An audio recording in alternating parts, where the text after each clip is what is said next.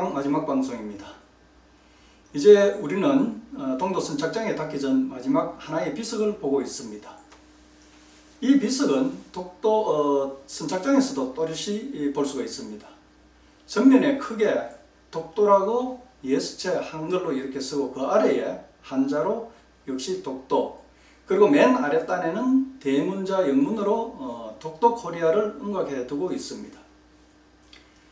후면을 볼 것 같으면 한국산악회 울릉도 독도 학술조사단을 가로로 두 줄로 적어두고 그 아래에 코리안 알파인 클럽이라고 해서 1952년 8월 15일로 이렇게 역시 두 줄로 적어두고 있습니다.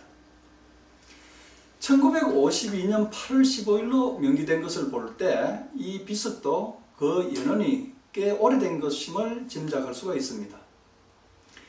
그럼 이 비석은 어떤 연유로 그 당시 한국산악회가 세우게 된 것일까요?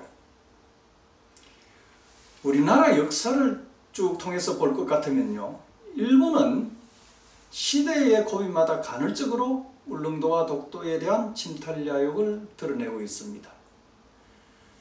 멀리 고려말 울릉도를 침범한 이후 역시 1693년 안용복이 울릉도에 갔을 때 그네들이 울릉도 독도에 대해서 월경했던 사건, 그리고 또 메이지 유신 직전에 다케시마 개척권 등으로 우리는 일본이 어떻게 독도에 대해서 야욕을 드러냈는지 확인을 할 수가 있습니다. 그렇다면 가장 최근에 이렇듯 일본이 독도에 대해서 도발해온 것은 언제일까요? 많은 분들이 궁금해하죠. 해방 후에 다시 독도에 대해서 마각을 드러낸 것은 1947년입니다. 그 당시 무슨 일이 있었는가 하면 그해 6월 독도에서 어로 작업을 하던 우리 어민들에 대해 불법으로 월경한 일본인들이 총격을 가했습니다. 당시 대구 지역에서 발간되는 대구시보 신문을 볼 것 같으면 6월 20일자에 예적 1인의 얼빠진 수작이라고 이렇게 크게 적어두고 제목으로 울릉도 근해 소도를 자기네 섬이라고 억으로 소유, 이렇게 작은 제목을 붙여두고 있습니다. 그리고는 총격 사건에 대해서 보도를 하고 있습니다. 이러한 사실은 울분에 찬 울릉도 사람들에 의해서 6월 19일 경북도청으로 알려졌습니다. 그리고 그것이 언론에 보도되어 전국적인 문제로 부각되게 되었습니다. 그도 그럴 것이 총격을 가한 그 당시에는 이미 1년 전에, 즉 말해서 1946년 1월에 연합군 최고사령부 지령 677호와 다시 6월에 1033호에 의거해서 연합국은 독도에 대해 일본인은 12해리 이내 접근하지 못하며 섬에 접촉할 수 없다고 이렇게 명백히 규정을 해둔 상태였습니다. 그런데도 그것을 무시해버리고 불법으로 월경해가지고 우리 어민들에게 총격을 가했으니 어떻게 전 국민이 분노하지 않을 수가 있었겠습니까? 이에 당시 과도정부 안재홍 민정장관을 위원장으로 한 독도에 관한 수색위원회를 조직하게 됩니다. 그리고 중앙청에서 회의를 열게 되지요. 회의 결과 과도정부는 국사관 관장 신석호, 그리고 외무처 일본과장 추인봉, 문교부 편수사 이봉수, 수성국 기술사 한기중 4명을 독도조사단으로 구성해가지고 현지에 파견하기로 결정합니다. 서울에서 독도를 향해 출발한 이들은 8월 16일에 대구에 도착을 합니다. 거기서 다시 경북도청 2명이 조사단에 합류하게 되고요. 그뿐만 아니라 여기에서 조선산악회 소속 각 분야별 전문가 63명이 그리고 또 경찰과 함께 독도 조사대에 참여를 하게 됩니다. 이렇게 대구에서 약 80여 명에 달하는 대규모 조사대로 꾸며지게 되는데요. 이것은 당시 우리나라가 미 군정하에 있었기 때문에 이 독도 조사를 엄밀히 추진했던 것으로 그렇게 추정해 볼 수가 있습니다. 그래서 이 조사는 과도정부 입장에서는 독도 수색위원회의 활동이 되면서 조선산악회 입장에서 보면 네 번째 국토 구명사업의 일환으로 울릉도 독도 학술조사대가 파견된 그런 성격을 띠게 되었습니다. 이렇게 해서 울릉도 독도 학술조사대는 1947년 8월 20일 독도에 도착을 합니다. 그곳에서 지질, 동물, 식물 등 각 분야 전문가들이 조사 활동을 하고 또 너일전쟁 당시에 일본이 동도 정상에 세웠던 감시초소 그 흔적을 확인합니다. 그리고 조사대는 동도에 조선 울릉도 남면 독도라고 적은 영토 표목하고 그리고 울릉도 독도 학술조사대 기념이라고 적은 표목 2개를 세우고 철수를 하게 됩니다. 이렇게 해방 후 일본의 침투에 우리 정부가 공식적인 대응을 하기 시작했는데 당시에 미진했던 조사를 보완하기 위해서 그 이후 한국산악회, 나중에는 조선산악회에서 한국산악회로 이렇게 이름이 바뀌어집니다. 한국산악회는 1952년과 53년에 2차례에 걸쳐서 다시 울릉도 독도 학술조사대를 파견하게 됩니다. 그렇게 해방 후 혼란기에 우리 정부의 독도에 대한 수호 활동은 한국산악회를 중심으로 3차례에 걸쳐 펼쳐지게 되었습니다.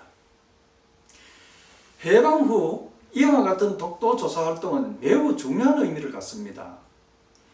일본은 1951년 샌프란시스코 조약을 맺을 당시에 한국은 독도를 모른다는 그런 식으로 왜곡해가지고 연합국가 미국을 기망했습니다. 그것을 정빙해 보일 수 있는 사건이 바로 1947년 우리 울릉도 독도 조사대의 활동입니다. 특히 1947년 당시 독도로 건너갈 때 이용한 배가 조선 통일부 소속 해안경비대의 대전한이라는 300톤급 경비선이었습니다. 이 배는 도저히 미군정의 승인 없이는 운항이 불가능했을 것입니다. 이는 곧 미군정도 독도의 존재를 인지했고 또 우리 정부의 활동을 잘 알고 있었다는 뜻이 되는 것입니다. 여담으로 들릴 수도 있겠습니다만 해서 저는 이 당시의 자료를 찾으려고 백방으로 노력을 했습니다. 제가 독도에 들어갈 당시에 서울대학교 인류학과 전경수 교수님을 울릉도에서 만났는데요. 전 교수님 역시 이 사건에 대해서 지대한 관심을 가지고 있었습니다. 그러면서 이 자료를 찾는 것이 무엇보다도 급하다고 했습니다. 저는 이와 같은 독도 관리의 물증을 남겨가지고 일본이 독도에 대해서 주장을 한 것이 왜 침탈인지 그걸 명확히 해야 한다고 그렇게 생각한 것입니다. 해서 독도 생활 1년을 마치고 나와서 1947년 울릉도 독도 학술조사대에 자료를 소장하고 계신 분은 제보를 해달라고 이렇게 사고에 매일신문 1면에 3차례에 걸쳐 사고로 게재를 했습니다. 그 결과 기한사진 석 장이 저한테 도착을 했습니다. 당시 대구 출신 사진작가 최계복 선생이 보도반원으로 조사대에 참가를 하셨는데 그때 사진이었습니다. 찍은 것이었는데 그 이후에 최 선생은 미국으로 이민을 갔습니다. 그 자제분이 보관하고 있던 사진 중에 독도에서 찍은 것을 발굴해서 제게 보내온 것입니다. 이 사진은 이제 동도 몽돌 해변에서 코페를 싣고 있는 그런 사진입니다. 그럼에도 불구하고 일본은 과연 우리가 독도를 몰랐다고 할 수 있겠습니까? 저는 앞으로 경비선 대전함이 운항했던 그런 일지나 기록, 특히 미군정의 운항 허가서 같은 것을 찾을 수 있으면 더없이 좋겠다는 생각입니다.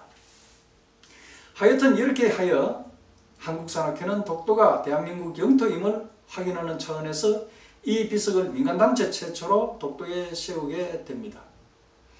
건립명도는 물론 1952년으로 새겨져 있습니다만 실제 독도에 세운 것은 1953년이었습니다. 그러나 그마저도 일본인들이 그 이후에 무단으로 상륙해가지고 일주일 만에 뽑아서 없애버렸습니다. 그 후 2005년에 다시 비석을 복원해서 건립했습니다만 영문 표기 니앙쿠르가 논란이 되었습니다. 그래서 그것을 철거하고 2015년 8월 9일 현재의 것으로 다시 건립하게 되었습니다.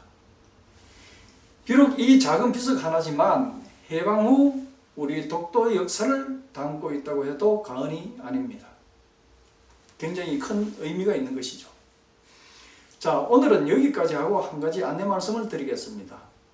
제가 서두에 도끼 독방을 오늘로서 마지막으로 한다고 말씀을 드렸습니다.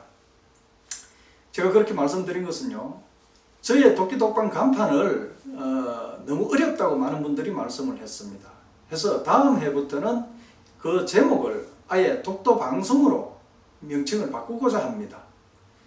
독수리님들께 많은 이렇게 불편을 끼쳐드리게 되고 죄송스럽습니다만 앞으로도 변함없는 사랑을 좀 부탁드리겠습니다. 기억해 주십시오. 전충진 독도기자의 독도방송입니다. 독도방송 감사합니다.